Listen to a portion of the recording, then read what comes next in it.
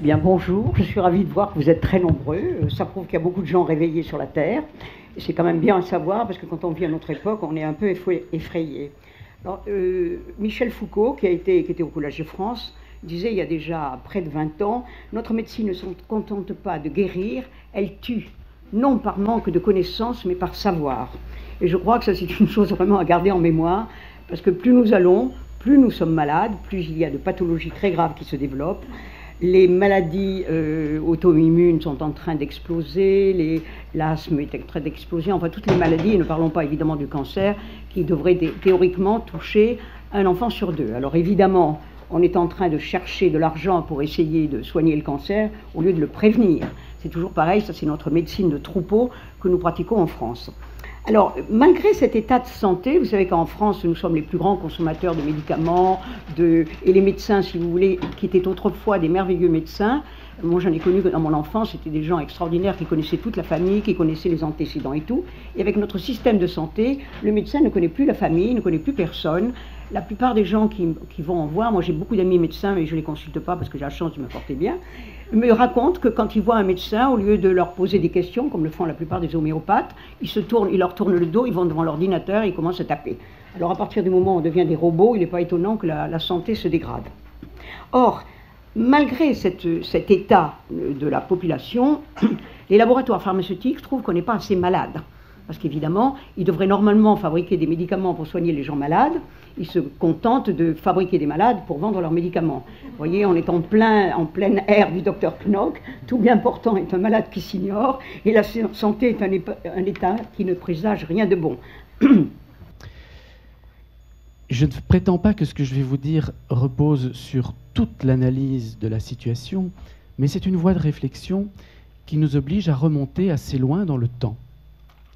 Peut-être déjà aussi loin que l'apparition de l'espèce humaine qui, avec son instinct de survie, connaît une émotion qui lui permet de survivre, qui s'appelle la peur.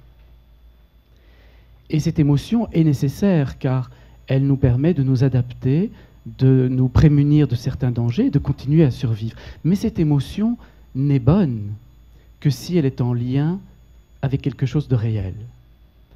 Or, l'être humain, constitutivement, a cette faculté de se projeter dans le futur et d'imaginer des choses qui ne se produiront jamais, et de se faire peur sur des bases qui ne sont absolument pas rationnelles, car elles ne sont pas liées à la rationalité d'une réalité du présent.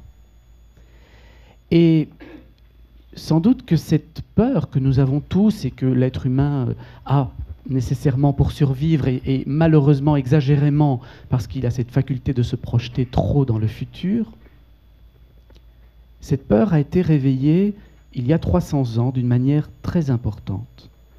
Lorsque, au siècle des Lumières, les philosophes ont déclaré que la nature était dangereuse et que l'être humain était en dehors de la nature. Et que la fonction de l'être humain était d'utiliser son intelligence, intelligere en latin, qui veut dire comprendre.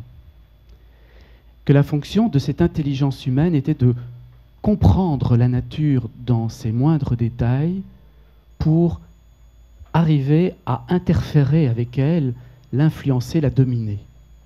Quand je suis devant un événement, j'ai le choix entre deux polarités, le bien et le mal.